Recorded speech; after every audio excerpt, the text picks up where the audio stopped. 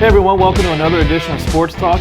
I'm your sports editor, Jon Gerardi, alongside the doctor, Chris Masse, as usual. And Masse, is there even anything to talk about this week? I don't know. What's going on? Before we get into Loyalsock playing in the state championship, Masse, you always joke that in 2000 when you were there for Montoursville with Kelly Mazzani her year, how afterward you were packing up and you said to yourself, all right, I'll be back next year. And Yep. Next year turned into 21 years later. Yep. And how nice is it that you're going to be going back to cover another state championship? It's pretty awesome. It's been a long time. Obviously, I was I didn't have gray hair back then.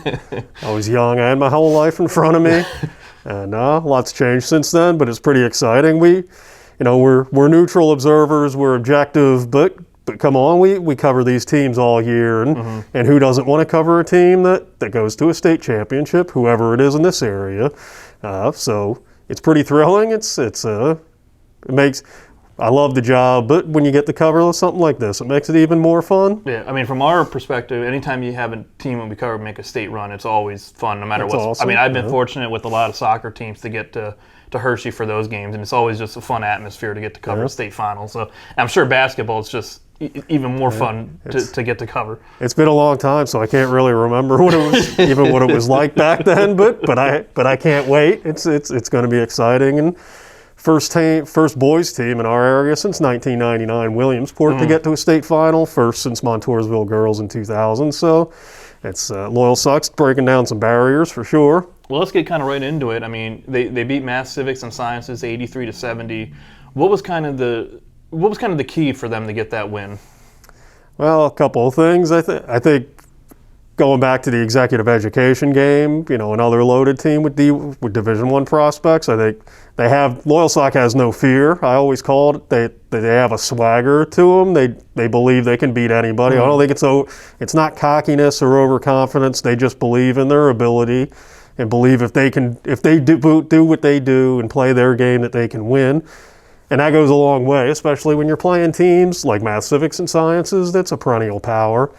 And I think they played a zone defense. They usually don't play zone. I think that disrupted Math, Civics, and Sciences. It forced them into more of a perimeter game, which they're not as good at. So that helped a lot. And they got Math, Civics, and Sciences into foul trouble. And they were in the bonus early in the third quarter. They were in the double bonus by early in the fourth quarter. And Math, Civics, and Sciences really didn't have any answer for them when they tried to turn up the pressure. They kind of fouled them more, and Loyalsock was able to make enough foul shots to pull away at the end.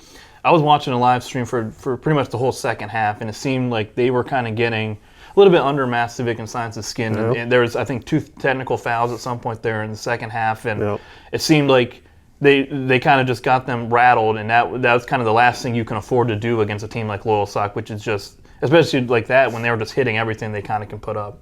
Yeah, I think that played a big role, and I was kind of surprised that the Mighty Elephants, which is an awesome mascot name for MCS, that they got rattled like that. I mean, that's a team that's played in a lot of big games and played a lot of high caliber competition. But I think Loyalsock might have surprised them a little bit. I think they might have taken them for granted and thought this was going to be like so many of their other games go. And I think when they realized these guys are really good and this is going to be a tough one, and when they realized that they're in danger here of having their season end, they came a little unglued, and it definitely played right into Loyalsock's hands. And Loyalsock, I think, was even keel the whole time. And again, you don't want to get too high, you don't want to get too low, and I think Loyalsock's just kind of going with the flow right now, and that's huge right now. You wrote about it in today's edition about how Loyalsock went to a zone defense, and how big was that switch for them to get that win? Because it seemed like you said in the second half is when they kind of made that adjustment, and that's when they started to pull away. I think it was huge, and they're traditionally a man-to-man team, but they pulled out, as I said in the story, I think for special occasions. They used it on Williamsport after Williamsport kind of dissected their man in the first quarter earlier this year. They went to zone, and it really slowed them down, and they held them to 41 points. And I think their strategy was, if they're going to beat us, they're going to have to beat us from outside, and that's not their strength. Their strength is going to the basket, making things happen off the dribble. So they got them out of their game, and that was huge. they kind of, executive education hit 14 three-pointers. Now, they didn't play zone in that game, but it was kind of the same philosophy that these guys are great going to the basket, and if they're going to beat us, it's going to be from outside. And it really, Math, Civics, and Sciences didn't have the shooters that executive did, so it worked tremendously.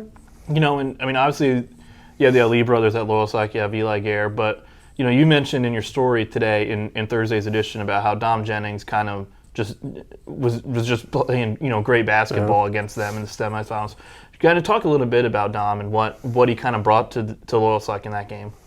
He was awesome. He's had some good games, obviously, this year, but this was the best I've ever seen him play, and what a night to do it. He's a great shooter. He's one of the best shooters in the area, and he hit 5 3-pointers, but that's only one aspect of his game. And I think MCS, after he hit the first couple of threes, they were kind of draped on him, and they didn't want him to. They were doing whatever they could to prevent him from hitting threes. But he's a kid that, he can beat you. He can beat you going to the basket. He can beat you inside the 3-point arc. He can set up his teammates, and he was doing all of that. And I think he's kind of their spark plug on defense. And in that zone we were talking about, I think it was Dom Jennings who was kind of the catalyst for making it work so well. Yeah. And he did a really good job not letting the Miami-bound Nicene Poplar from MCS go off on him. So he really gave him a lift. He gave him a lift early in the executive education game too, and it was kind of a near repeat of that. And he's a kid that's elevating his performance and playing his best basketball at the perfect time.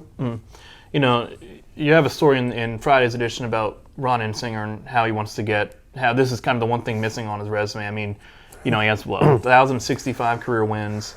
Is it 24? 24 district titles. District 4 titles. Yep. 30-something 20-win seasons, correct? 38 and 46 seasons. Which crazy. Is just mind-boggling. Yeah. But how much does he want that state title to kind of put the cherry on top of his resume? Yeah, he said that's the one thing on his bucket list right now that he really wants. And, heck, the guy, he's a competitor, and you don't do this for 46 years without having a passion for the game. And he'll tell you, and he's right, that he just doesn't do it for the wins. He wants to positively influence kids, and he's done that throughout his career. But come on, he desperately wants this. It's so hard just to get here. I mean, he's coached 46 years. He's had all these great teams, and this is only their second appearance here. So it's a monumental achievement just to get here. But when you get this close, he really wants it bad. And I think the players want it bad for him. They want it for themselves, obviously. But I think they know what that would mean for Coach Enzinger, and that's definitely you don't need a lot of extra incentive right now playing for a state title, but that gives them a little extra fuel, I think. Yeah, definitely. All right, so let's break down the state championship here. They're playing Brookville on Saturday at Hershey's Giant Center at 2:30 p.m. What do you kind of know about Brookville, and what should Loyalsock kind of be expecting in this one? Yeah, still gathering stuff on them. I can't remember names right now, but I know, obviously they're a good team, and I think they're a little like Loyalsock. They're coming off a big win over Bishop Guilfoyle, who was loaded. They had their front line was, I think, 6'9", 6'7", 6'5", but Brookville has a lot of quickness like Loyalsock has, and they were able to utilize that speed to their advantage against Guilfoyle. So in that sense, they're kind of looking in a mirror, I think, with the kind of the quickness and athletic ability that this team has. They have one kid that's averaging between 18 and 19 a game. He's going to Wichita State to play baseball. But he's a really good basketball player. Kind of like Idris Ali making the game-clinching steal and layup against Executive. This kid did the same thing in the state quarterfinals last Saturday, and they won by 2 in that game. So it's going to be a battle.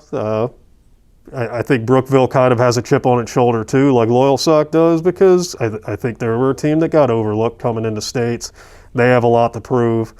So I think it's going to be a good battle. And to follow along with Masse on a Saturday afternoon at Doc Masse on Twitter, you'll be given, I'm sure, as many updates as your thumbs can crank out. Yeah, it's gonna be fun. I mean, I've been waiting 21 years, so yeah, the updates will be flying. Because I think there I'll be able to use my laptop and not have to be trying to type on my phone constantly. Have an autocorrect correct, steal to steal steak. to steak. Yeah, a lot of defenders have a lot of steaks this year. I had one the other night. I forget who. I think Jennings got it, and I caught it. So, but I should have just let it go and said Jennings with another steak. Obviously, our own Dave Kennedy will be there as well, shooting video, and we'll have all sorts of stuff posted Saturday and Sunday for that. Let's kind of talk though real quick about how kind of fortunate we've been in our area this year. Going back to the fall, you had Jersey Shore in football in the Quad A final. Lewisburg got there in boys soccer in Double A. We had a ton for cross country get to the state championships. Hannah Rabb at Warrior Run, I believe, placed second in the golf state final. We're going in the winter now. Now we get Loyalsock there. We had Kale Krebs in Montoursville win state gold in wrestling. Yep. Kimberly Shannon at Lewisburg take 2 golds in swimming. This has been just a really, for as much as COVID has been a pain and a hindrance and stuff, we've still gotten lucky with a lot of great stories with teams and individuals making these great runs through these last 2 seasons. And we still got a little spring one to go. Yeah, and Williamsport Wrestling's in the Final Four now in the team duels. So it's been awesome. People always say, you like this team better, you like that team better, which, is crap, and I always laugh at that. What we really cheer for are good stories. Exactly. And we've had a ton of them this year, so it's been exciting, as you mentioned, especially after last spring and not having anything to cover. Exactly. It's been awesome, and it's shining a bright light on this area and some of the athletes and teams that we have, and hopefully it's going to be hard to duplicate a year like this in the future in terms of accomplishments, but hopefully there's more to come. And like you said, in the spring is usually a lot of times where we have with softball and baseball and track, we have some of our best individual and team performances. So it's exciting to think what's already happened and what could be in store in the spring. Yep. All right, well, that'll do it for us here on Sports Talk. Grab Friday's Sun-Gazette to get our spring preview tab. We got baseball, softball, track, boys tennis in it, everything you want to know is in there. Like I said, follow Doc Masse on Twitter, @DocMasse, and check our Facebook page for videos from Dave Kennedy. And that'll do it for us on Sports Talk this week. I'm Jon Gerardi alongside Doc Masse. We'll see you later.